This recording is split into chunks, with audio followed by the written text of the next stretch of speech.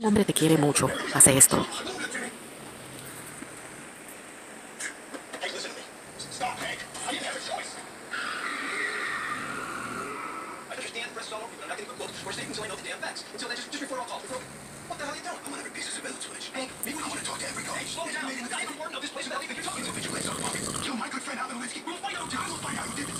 This is my case. You understand? You're a little blunt. I need an office here, in the jail. Dude, I want every piece of evidence you have in the next 10 minutes. Or you and me are gonna have a problem. All right, where we at? Jail's on.